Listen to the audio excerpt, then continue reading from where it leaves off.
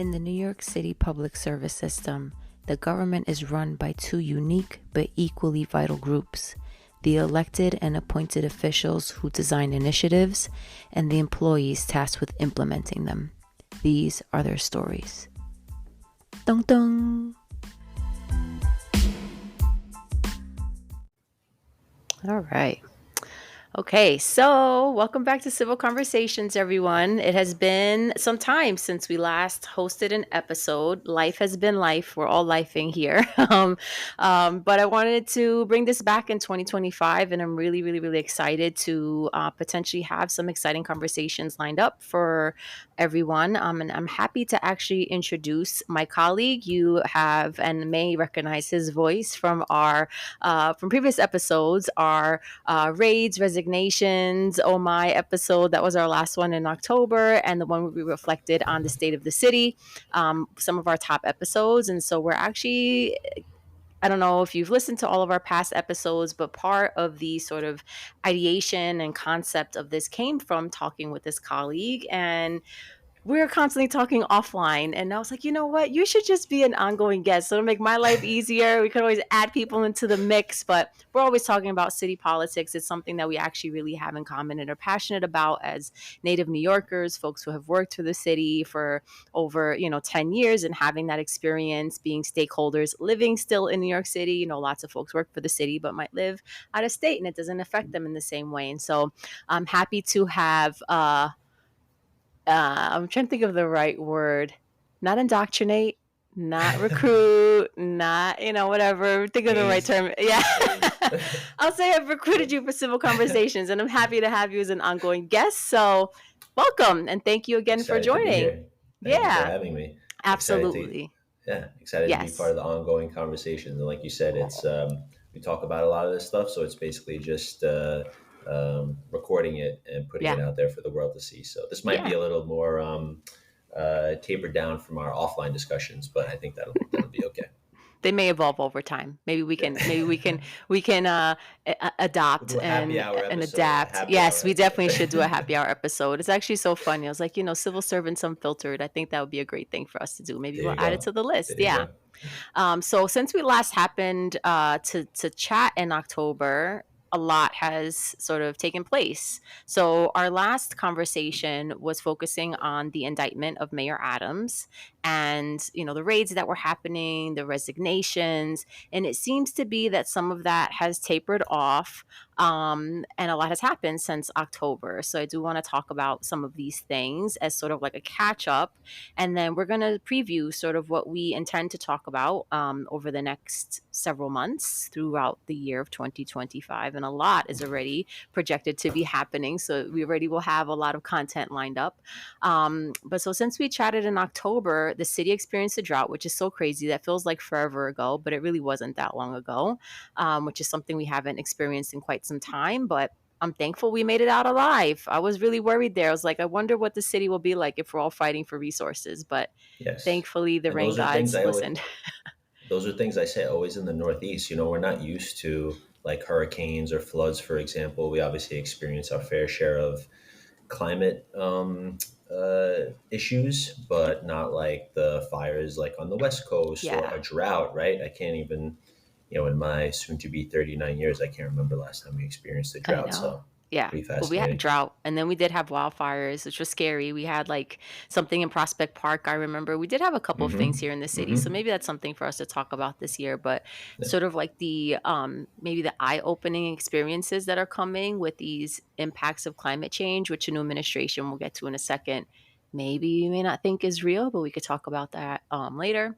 Congestion pricing was nixed and is back again and is in effect. Emotional roller coaster. Yeah, what an emotional roller coaster. Could be nixed again. Yeah, that's true. That is true, right? So right before we were joining, we were talking about this as sort of like, hey, this is the sort of state of affairs as of today, but things could be different. And you're 100% right. Congestion pricing could totally be off the table again. And how crazy is that?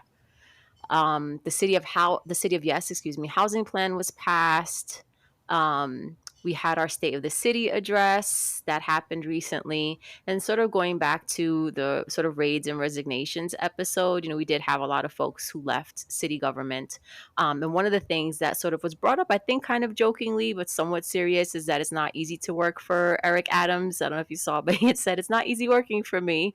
Seems like the Um, whole administration has changed over. yeah, And yeah. it bothers me. Sorry, just to add, it No, bothers me that please. some people are, applauding him or he's patting himself on the back, where it's like, I think people told you almost 3 years ago that these people should not be in your administration, even though they're your friends. And here we are. So it's Right, like, you did something wrong, you corrected it, and people knew bad stuff was going to happen with these people around him, and right, now he's being like celebrated by some for doing all that. It just right. seems ridiculous to me. Yeah. But Some a little too late. And then also, I think one thing exactly, for me from that conversation was I kind of took like an undertone of like, you're all here with me and you made it and you're sticking by my side. And I'm like, but all those people like they resigned and all these resignations are also tethered to you as well, right? So where's the accountability in that regard? And he's still standing, which good for him. And maybe some people think it's great. He made these sort of like sweeping changes, but they're all rooted in something that I feel is still hasn't really been addressed, and they're trying to sweep under the rug, right? And we're going to talk about elections in 2025, but that agreed, was fascinating. agreed. We have lots of concerns around public and subway safety. So that's something that continues to be sort of like a headline, and crazy things that have happened. I mean, people getting shoved in front of trains, that poor woman that was set on fire down in Coney Island. I mean, we've had some really crazy stories, subway surfing, like a lot of stuff going on public transit, people getting stabbed, people being attacked, really lots of craziness. So we've had, I think, an uptick. We'll see what sort of things come up in 2025 to sort of address that, but that's an ongoing issue here in the city. Trump and Mayor Adams now seem to be BFFs, and I don't know, it might be on the National Enquirer maybe in the next couple months, but I'm pretty sure they got matching tattoos at this point. I mean, seems like, they have these common They threads in their both got Donald lives, Trump's face. They I both got guess. Donald Trump's face. Donald Trump got his face on him, and then Adams got Trump's face on Nice. him. Or maybe they Yeah, did a it's mashup. It's, Adams with the swept yes, that one's hair, good too. bald Yeah, Trump, maybe. yeah. We'll see. Or, maybe it's symbolic. Maybe they have like some That's got type to of be yoga online symbol. somewhere. Yeah, yeah, it Yeah, must be you can find somewhere. it. But there's been this sort of like new relationship that has been um developing with them. We saw Adams making trips to Mar-Lago before the election, post-election. They're having these sort of offline conversations, making trips, this defensiveness to sort of provide the rationale for his relationship with the president, given sort of like, I think, the political stance of New York City on some of his policies and maybe, history with some of his policies in his administration. And now there's talks, or at least headlines, that he's getting FaceTime with DOJ. Obviously, the folks in leadership positions and these prosecutors, all of that has changed in under the new Trump administration. And so what that means for these indictments that we spoke about and these things that are open is TBD. So we'll have to see how that goes. But that's been, I think, an interesting shift. I wasn't sure if he'd pull off that relationship, but it does seem to be one that is blossoming. But we'll see. He's just like, whatever you need, Don. Whatever you need. Look, we're Yeah. here. We're here to help, which is kind of alarming.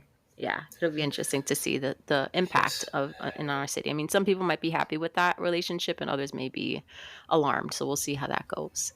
Um, and obviously, we have now the inauguration of President Trump and this sort of like immediate activation of new policies, right, and enforcement of policies.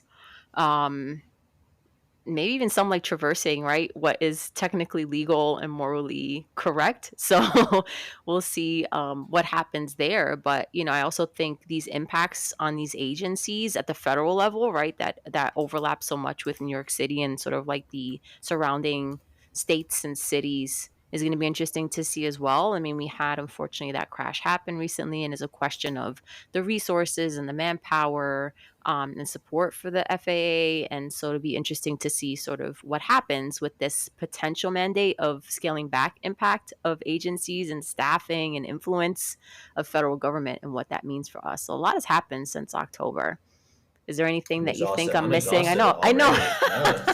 No, 10-minute intro. I think I'm done. Oh my And god. that's, yeah, it's so crazy. I mean, It's not even a quarter of it either. Or some yeah. right. Exactly right. It's these are like sort of like headlines and things that I could remember from, skimming the news since we last spoke in October, but it really is a lot. It is a lot. And I think one of the things that I do want to talk about in an upcoming episode is the cost of that weight of all of this information, all of these major things that are happening, and perhaps like the lack of empowerment or control one may feel, right? So definitely want to pivot to that. But are there any other reactions you have?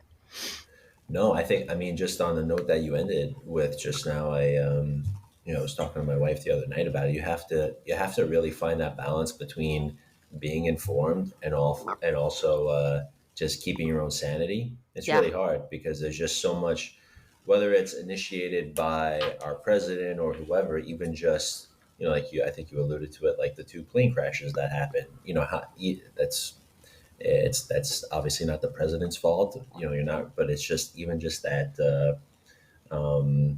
doom scrolling or whatever. You just sometimes Yeah. you just have to step away, but you want to be informed, you want to be involved, but there's just it's too much to consume. So you Yeah. try to go back and forth, but it is a lot, and it should be an interesting year here. Yeah. And that's a perfect sort of transition to what we're going to talk about. So rather than have like a really long episode, wanted to treat this as sort of like a preview of what's coming, and sort of discussions that we anticipate we're going to have.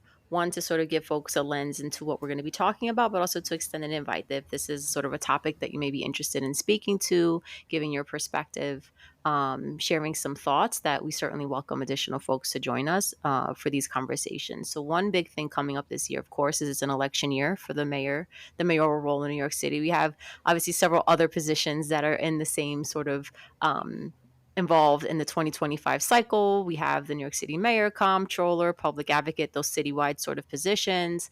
Obviously, some city council seats will open up, but I think probably every election cycle, to be fair, it's usually the mayor is the one that's most sort of followed, covered, the role that's most coveted, which is so interesting.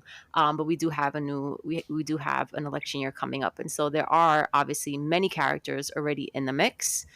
Some that are new, I think, for some of us who aren't as attuned to all layers of city and state politics.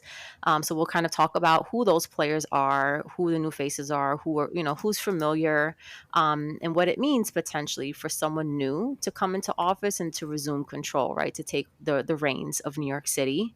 And also, what does it mean if Mayor Adams stays on? I mean, it's fascinating that despite all of this, it seems like, people do have, I don't know if it's like goldfish memory, or they just like really love and adore him and are willing to overlook certain things, or if it's rhetoric, right? Like we see this with Donald Trump, being able to manage the messaging and the perceptions, I guess, by, explaining away or rationalizing certain things. And it'd be interesting to see if Mayor Adams can pull that off and make people forget all the things that happened this year. Hmm. But it'll be interesting to talk about that. So we'll be, again, sort of like looking at the people who are running for office and then trying to talk about what this means and what we potentially think from lessons learned, right? And Mayor Adams coming in, um, what do we want to be different? What can we advocate for in whoever takes office? I personally am not a Mayor Adams fan. I think that might be evident from some of our past episodes and experience working in the administration. It's a shared experience from a lot of peers, and I think things that have happened behind the scenes have certainly, right, hit public view because things are kind of that bad. But I also think, to be fair, some of the things that we've talked about offline is like, what does it mean for these roles, right? Like there is no academy where you can learn to be a mayor of New York City, be a mayor, let alone a mayor of New York City, which is, you know one of the largest cities in the world, this international hub, symbol of like tourism, and like so much, right, is rooted in this, and the job is just so expansive. Like there is no rule book there. I mean, maybe there is a rule book and we don't have it, but there's no guide to being mayor of New York City, and thereby we also don't have like any metrics or criteria of who should be mayor of New York City. I think Yeah. and you can correct me if I'm wrong, but it feels like people kind of move up from other political roles. Like De Blasio was public advocate, he was a city council member, public advocate before he became mayor, right? Adams was in, city agencies, then was, borough president, then became mayor. So it's sort of like these, It's a like, steep learning curve. It's a yeah. steep learning curve, and not that Mike Bloomberg was perfect by any means, but that was the last person that I can remember that had management experience on that level that is needed to run the Hmm. city of New York or be the Hmm. mayor of the city of New York. Hmm. Just the workforce alone, it's anywhere between what 250 to 300,000 people. 300,000 people. Yeah. That alone is how many people could say that they've managed that many people or been Sure. responsible for that many people in the workplace, right? Sure. Very few. Yeah. I'd be curious to check that stat, and I'm gonna make a note for myself. Like, what was it Yeah, back yeah, then versus what was it now?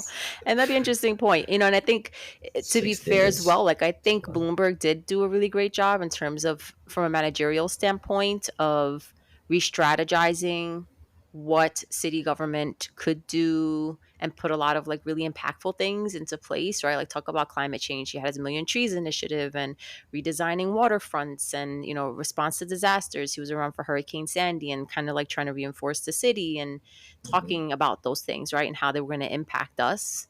Being ready for emergencies. Like, I feel like a lot of that stemmed from that administration.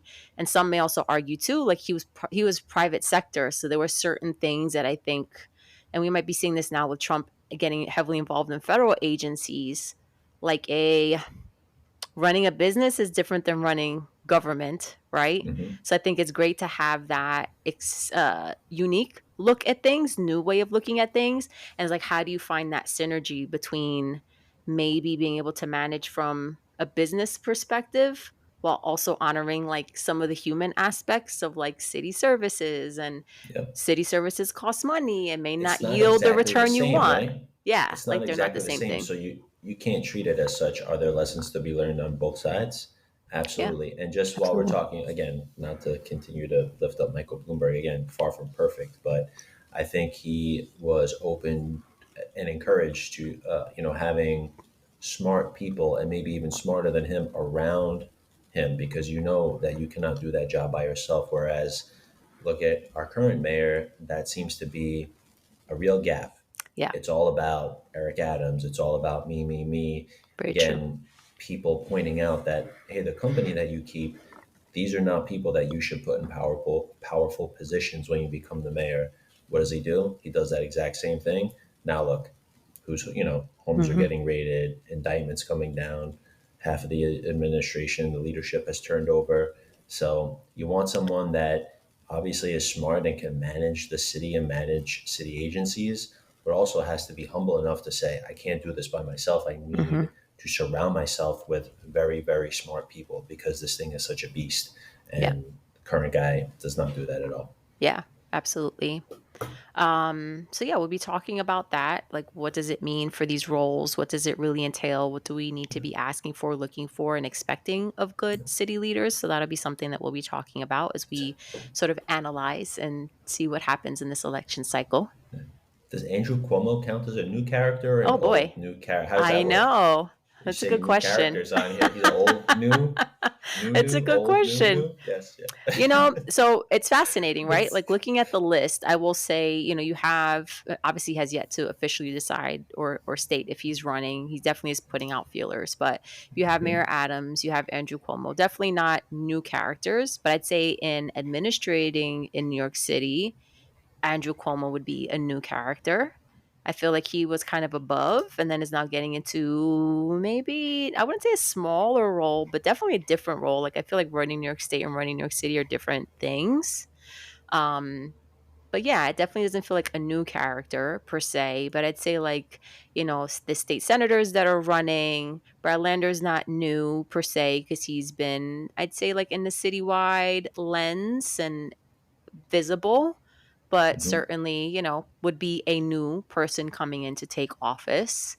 And then I've heard that and they've been kind of quiet, which maybe would be worth us talking about. But I guess my frustration lately is, not for nothing. It's already February. The election is in November. Like, where is everybody? It's been so quiet. I'm like, if you really want to get this guy to office, I feel like there should be more ads, like not at the And last minute, but like get people rallied up and start, getting yourself out there. And it's been kind of yep. quiet from my viewpoint, but And I think the incumbent always has an advantage because yeah, they have that naturally built into their day job, yeah, right?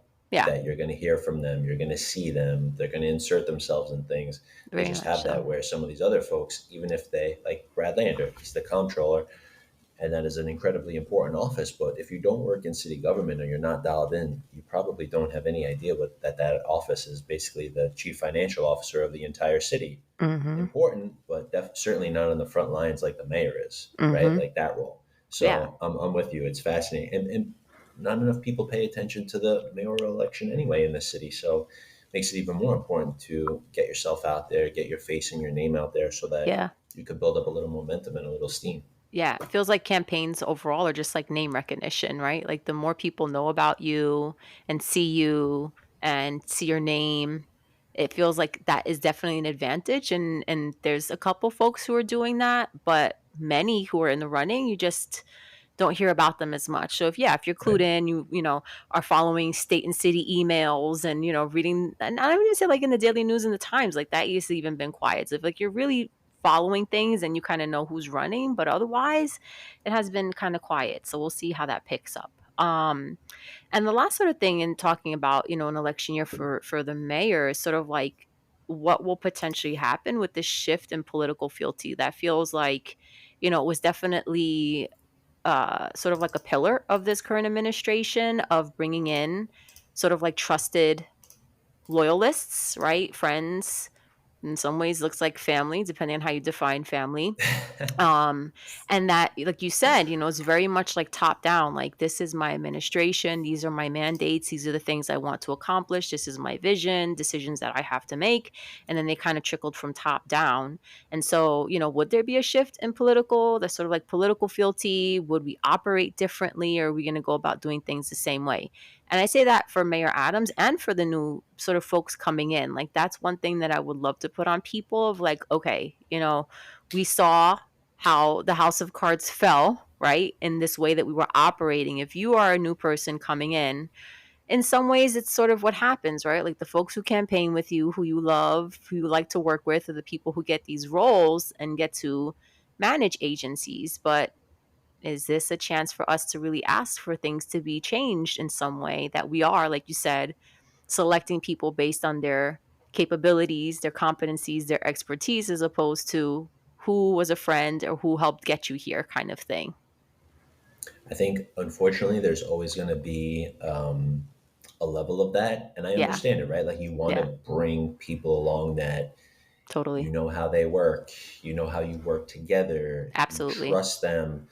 But at the same time, I'd like to think that someone running for mayor, or just someone in a high position understands that this person might not be fit to run an entire agency. But that's a tough balance to strike. Yeah. I think it was just so evident with our current mayor that so many people pointed out that, hey, you're kind of running, these circles that you're running. Some of these people might not be of highest character. Oh no, they are. I have their back. I love this Mm-hmm. person. Lo and behold, God only knows how much of the onion we've peeled back so far. So, Yeah. um, but again, I just think that goes back to being realistic and being humble and not being so full of yourself that, oh, I could get away with appointing so and so Mm-hmm. here. It doesn't matter whether they're doing right or doing wrong. Yeah. Um, that's that's hard. And also like a proven track record of success together. You point out some of our former mayors. You're like, so okay, you were the public advocate. Great. What does that office actually do? What have you done? What have you done in your current office? Your previous office, right? Okay, you were the borough president. Well, what happened under your tenure there Yeah. with these people? It's hard to point to many impactful things when you start to look deeper. So Yeah. it's Definitely so. it's not promising, but I'm staying Yeah. I optimistic. know. It's like, it might be time to tap out. Yes, yeah. And yeah, and other things that sort of that are on um the radar, and certainly would be curious to see what impact, this has on the city. And obviously some of our conversations and the folks who are working in city government. So the other big items beyond the mayoral sort of campaign slew of campaign stuff that's coming for the election year this year is also the class size mandate takes effect. So I know certain things are sort of phasing in, but if my research serves correctly, this is sort of like the year that we are supposed to be compliant, whether that gets extended and what sort of compromises are made. That definitely seems like a heavy lift, but that takes Hmm. effect this year. Yep. We have a new federal landscape, of course. So, I was thinking about this. It might not be new. It's your question, right? Like, is it new? Was that a new character? Like, Donald Trump is not a new character, right? But it is It's like, definitely a wait, shift didn't in this happen landscape. once? Yeah, Didn't this yeah, happen once? yeah. We're in the twilight zone. We sort of like warped back to a different time. It does feel different. I feel like a little less trashy, more business, but also scary business, right? Like Right. going through this second term. At least for me personally, that's how it Yeah. feels. I feel like Um, the shock, I mean, it was kind of shocking when he won, but not as shocking as the first time. And Absolutely. I feel like him and his administration, maybe the first time around didn't quite understand how much power they had. Whereas now I think they're very well versed in that. And they're just like, this is what we're doing. If you want to stop us, good luck. Yeah. Right? It's that gray area of the law or what can and cannot be done. And they have no shame about pushing Yeah. the limits now. It's like, Yeah. come stop us, you know? Absolutely. Absolutely. Definitely no lame ducks. This is like a No. roided duck going out into the world. A It's roided rabid, rabid. Yeah. emboldened duck is out there. Absolutely. He's like last go And they've round, which I hope it kindly, is the last go round. I yeah, don't put it right. past him Exactly. trying to Exactly. get some type of extension or, rewriting the rules somehow with all Yeah. the friends he's made and manipulated over the past few years. But we shall see. And yeah, let's see, like, what would it be to have either a new style of Trump mandates or sort of like a reversal back, or sort of a revisiting of what that was like all those years ago. So it'd be interesting to see what that means for New York City. And there certainly is like a difference of philosophies, I think, for incoming mayors. So whoever either stays in office or takes over an office will have to interface with him. So that would be a fascinating thing to see. Like Adams approaching this versus a Brad Lander, their philosophies are very different, I think, their Yes. approaches. And so it'll be interesting to see how they work with this federal administration. Yeah, and I think we've spoken about this quite a bit in the past too. It's like as the mayor or the governor, your job is to have some type of working relationship Hmm. um, with the federal administration and the president, but to give, I think Adams was on record saying that he's not going to criticize the president in public. Like something like that is just how do you even run the city with just openly saying, I'm not going to criticize the president openly. Sure. Plus, you don't have to be bashing the guy every day. Again, I understand you have to have a working relationship, but to just go the complete opposite route, Hmm. I don't think that's going to work for the city. Yeah. And part of you saying that also kind of reminds me of like the State of the City address. And maybe this is something we talk about like more in depth, but this sort of like relationship management. I'll frame it that way, right? Relationship management you have to have in politics. It's necessary for sure, but one could argue like Kathy Hochul hasn't blatantly said anything about Adams either, which is a safety move, right, on her part. So there may be a Well, lot of people, calculus, yeah, and it feels kind of disappointing. And in watching the State of the City, like there's so many people who probably have been displeased with Mayor Adams and have publicly run into issues with him, but then they're sitting in the audience all smiling with each other and giving each other shout outs, which I'm not saying you have to all hate each other, but then it kind of leads to this question of like, what is a real relationship? What's genuine? Are we going to say like something is wrong or this is fucked up and shouldn't be that way and like really have real conversations with each other? Or are people all just friends and like kind of getting by and worrying about their positions and their right, relationships and their power and their influence? And so right, that has been kind of scary. So I'll say it kind of that kind of dynamic is a little bit of how can I say this? There's like a responsibility to be shared, right? In that regard. Hmm. Because everyone, as we say, like they're sipping from that spiked punch. And it's a bit disappointing. Yeah. For sure. For sure. And then, one of the things that has come up too, just, it's not necessarily New York City civil service, but you have the Trump administration also kind of, um, I guess, pointing their arms at federal employees. So it'll be interesting to see what happens this year with that. But I had seen an op ed for a federal employee, and then we did see this sort of email or outreach that was done to ask people to like sort of voluntarily resign from their positions because they're trying to scale back and scale down federal agencies. So it's definitely not, New York City politics, but I think can really affect. I mean, I'm thinking we have so many federal buildings in New York City. What does that mean for state agencies, city agencies? What does that mean just for like people who are kind of in similar positions? What precedent does that set for, state and federal, state and city employees? And it's just kind of scary. And again, we sort of spoke about this, but like private industry and government, yes, we can be more innovative. Yes, we can move things faster, but I don't know if that's so much based on the people versus the systems that they work for and the bureaucracy that doesn't enable them to do their best work or to move Yep. things quickly. That never seems to be the conversation. It's always like attack the people and save money. So it'd be interesting to see how that pans out. But that's something that I would love for us to talk about as well. And you look like you were going Yeah. to say something. No, I just think from our experience working together previously, you see the chaos that can ensue when you just try to grind things to a halt Hmm. without a proper, scaling down strategy or exit strategy, whatever you want to call it. When you're just like, full stop, this Hmm. program's not happening anymore. You need to leave. We're cutting this group. It causes chaos, which Yeah. you will see, and it's happening at the federal level. That will Yep. trickle down the same Yeah. way it did when we worked together, right? Horrible. Scary stuff. Yeah. Yeah, Absolutely horrible. Short sighted and scary and horrible.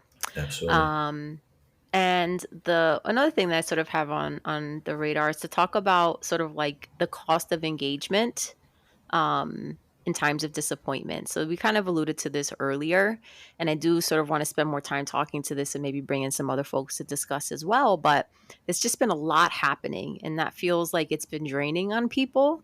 And then I feel as a result, people sort of are just disengaging, right? Like I feel like that was present in the presidential election of like people just being so exhausted and not caring because they didn't care, but it was just like, at the end of the day, I have life to do. I have work and I have children and I have all these I have no cares left. responsibilities. I have no Yeah. cares It's left. I like can't care anymore about anything exactly. else. I Exactly. care too much. Yeah. And it's like this I'm all cost of cared out. caring. Yeah. But like there is a cost to caring. But it can be very taxing, especially when you feel like your efforts and your energy is wasted. So you can be vocal about something, not going well, or, something that can be harmful, or, it's related to candidates or things that they're doing, or making pleas to people who are coming into office, and you feel like those kind of fall on deaf ears. That can be very personally taxing, and again just causes people to disengage. And it's like, what is the effect of that, especially when you have folks who are typically like very civically responsible, you know present and active, to sort of disengage in that way, to me has been a real just horrible um realization and side effect of where we are in the world. And it's like, how do we get people to maybe start being more responsive so we can increase engagement? Like if you already were concerned that people are not showing up to polls, and then you have people who are like pretty active just not giving a shit anymore, that's like a really bad sign. Hmm. And it's, we have new leadership coming in, so it's like, hey, are these people just gonna be able to be, sort of come in and do whatever they want? It's absolutely scary. But I also don't blame people for checking out. And so I do want to talk about, in this election year, how people can be present and responsive to folks, because there is sort of like a making up to do to get people reinvigorated and to trust in people at all levels of government, right? I don't think that's just limited to the federal government, but I think it's very evident here in New York City, Yeah. arguably in the state, right? Because of all these relationships and things that have come to pass that we're seeing, all these special relationships and conditions and deals and stuff like that that aren't helping me. They're just helping certain people so to keep their jobs, which I understand. But at the end of the day, it's like impacting thousands and millions of people. And it's an Yeah. absolute bummer. Yeah. I think, to relate it directly to New York here, just coming off the presidential election, and with all the chaos that has ensued in a few short weeks of the administration.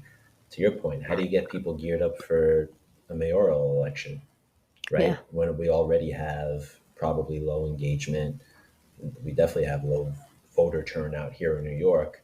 So people just went through this emotional, our presidential Yeah. elections are crazy long too, right? They're a year plus sometimes. So it's a lot. It's a Yeah. lot for people, and it's not far away, but it is far, far enough that so much could happen, so much stuff could happen between now and then that by the end you're just kind of tapped out. Yeah. Yeah. Absolutely. So those are some things we're hoping to talk about this year. Who knows what else will get thrown into the mix between now and then, but talking about the election year for the mayor, the class size mandates, talking about the federal landscape, sort of the impacts on the civil, this impact of the new administration and their approach in managing at the federal level, what impact that's going to have on the city, talking about this sort of engagement and again, sort of like what we need to ask for and the folks who are going to be running for office and ultimately assuming office here in New York City. So lots of fun stuff to come.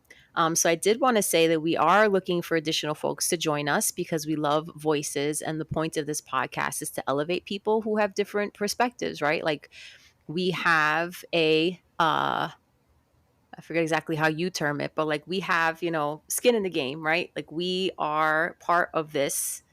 Uh, We're shareholders. yeah, we're shareholders, we're stakeholders, and we're part of this environment, right? Like we are all part of We're this invested. living Yeah. organism that is New York City.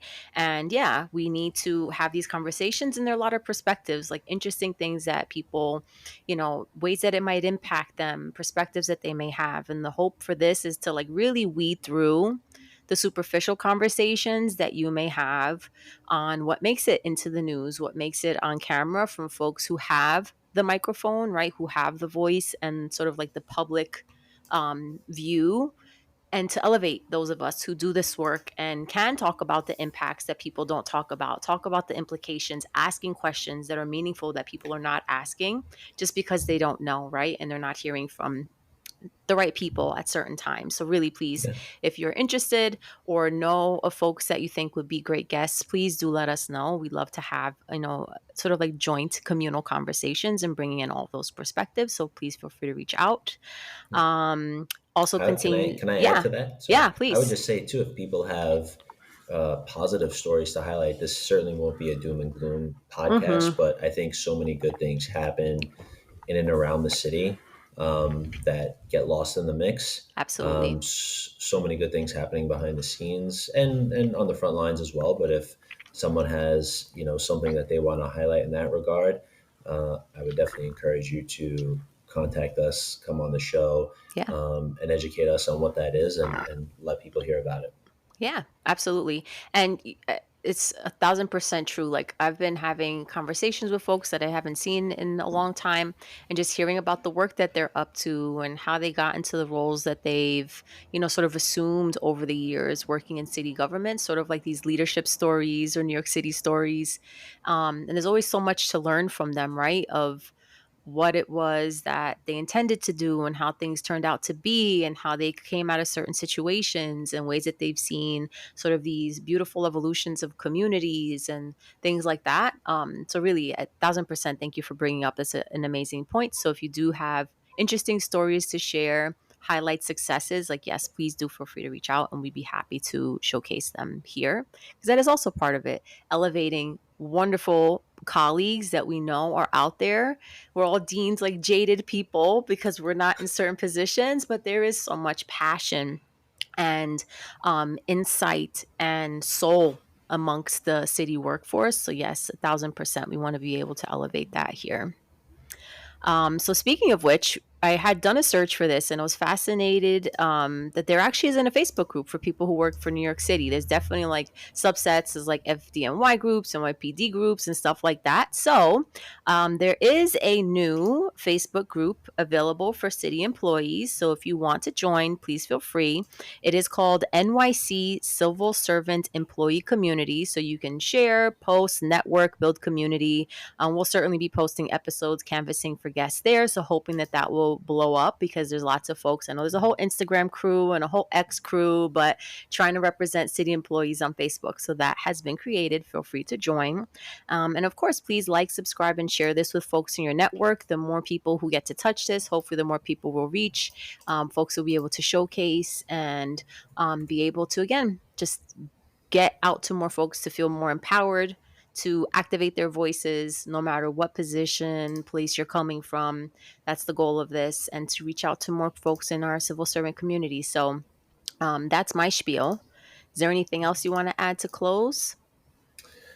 No, I think this is great. And I think going back to the point about, how do you engage, at what cost, I am really hopeful that this could be a positive place where people feel like they could talk about things that they care about, highlight good things, share things that are not going well, and use this as an outlet, a positive one overall, Yeah. um, as a way to get involved or be engaged. So I'm looking forward to that. Yeah. Wonderful. Awesome. Well, so that's it for now. We'll definitely be in touch trying to get these out in a little bit more of a normal cadence. So we look forward to getting out more episodes. Again, if you want to connect with us, feel free to join our Facebook group, follow the Civil Conversations pages. We have them on Instagram, Facebook, LinkedIn, and feel free to reach out if you're interested in connecting with us and being a guest on the show. So that's it for now. And we look forward to talking to you soon. Thank you.